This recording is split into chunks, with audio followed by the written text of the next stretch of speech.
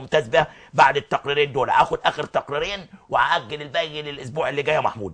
اروح لزميلنا احمد القاضي واحمد جبران الذين توجها الى مركز شباب ابو طشت. مجلس الاداره بيطالب المهندس خالد عبد العزيز يعني بانه ينظر لهم وعايزين ملعب كره قدم. الاستاذ علاء الشيخ عضو مجلس الاداره قال انه يا جماعه كره بلدنا توصل صوتنا ونحن معك وصوتك وصل.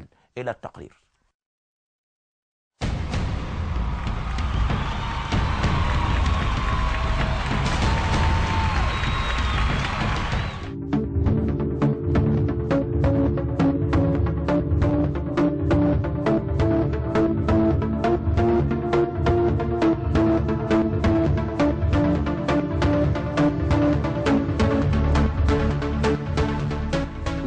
بالنسبة لأرضية الملعب تبقى حتى يعني كحل سريع بالنجيل الصناعي.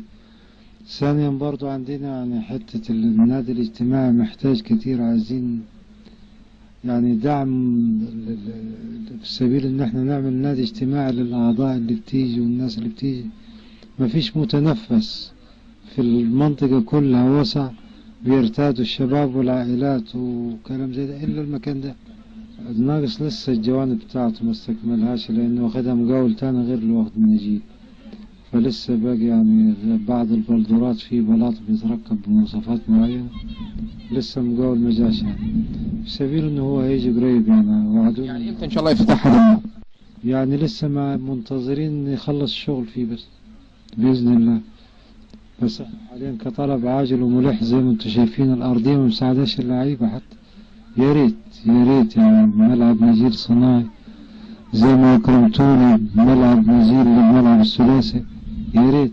ده أغلب جنة بتلعب عندنا هنا، حتى مراكز الشباب يعني دوري مراكز الشباب بتلعب على هذا الملعب.